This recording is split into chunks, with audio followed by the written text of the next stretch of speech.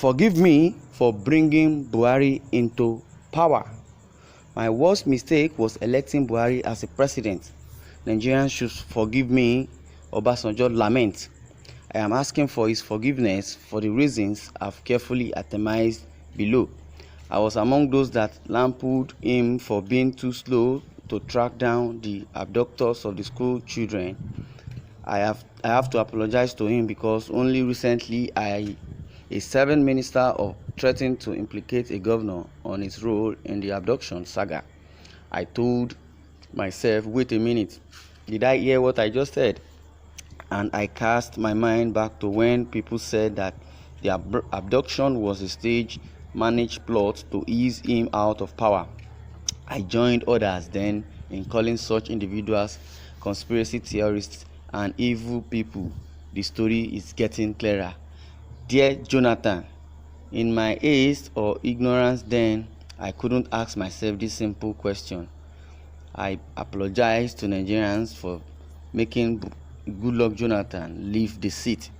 How about the 270 human beings could be loaded into trucks and just vanish from a city center? How none of the school authority could place a single phone call to the head office of any security outfit to confirm who authorized the evacuation, as they said the abductors claim. Why the principal who ought to be sacked and prosecuted for gross negligence was elevated to the position of a commissioner shortly after, whether it wasn't a reward for a job well executed. Dear Jonathan, even now the army has overrun Sambisa forest where the girls were said to be kept, and still no trace of them is found. Surprisingly, they are being released from somewhere in batches. Thank God that there are no traces of forest marks on their skins. We eagerly await batch 2. Hopefully, APC will secure the release of the last batch before the end of 2020 as one major achievement for it to be voted again into power. Dear Jonathan, I join others to insult your government because I thought then that the people in your government were thieves. Little did I know that compared to what we see today, they were mere pickpockets under the watch of our current anti-corruption messiah. Government officials use hundreds of millions of naira of IDP funds to cut grasses in the sandy Sahel region. Billions of naira and millions of dollars raw cash are dug out of a house in Ibro area of Lagos. The owner of the money is unknown and the said house lacks owner and co. $25 billion contracts are currently said to be wrongfully awarded by NNPC GMD to phony companies. Dear Jonathan, your former NSA Dansuki has been held incognito for $2 billion. Your man's money is 2% of their man's. Even if Desiani and other money allegedly stolen by all those who served under your government are put together, they will not amount to 40% of what one man is currently alleged to have fingered. In light of the above, dear Jonathan, find it in your heart to forgive me.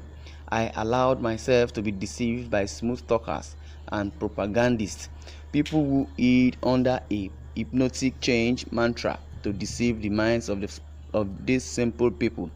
They promised to fix electric power in 6 months, to build new refineries, pay monthly salaries to jobless graduates, feed school pupils, and stamp out corruption. Who wouldn't fall for these lofty things? But at last, since they shoved you aside, things have gotten worse in every front. The first act was to jack fuel price up from 85 naira to 145 naira, something you tried and we gave you headache through our Occupy Nigerian protest. We can't dare raise a single voice now. Next, their ill-advised economic policy caused prices of commodities to triple and to double. Inflation got raised. They called it recession and blamed it on you. No light, no road, no food, no security from attacks of herdsmen. The only means we use to cry out, social media, they want to shut it down by draconian laws.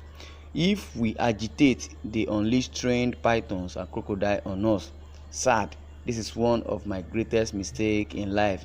Please forgive me. This is the voice of Obasanjo. wanting Jonathan to forgive him and all Nigerians to forgive him for pushing away Jonathan from the seat of power, because he thought Jonathan was too slow, and generally Nigerians thought Jonathan was too slow, sluggish, he couldn't do anything as a president.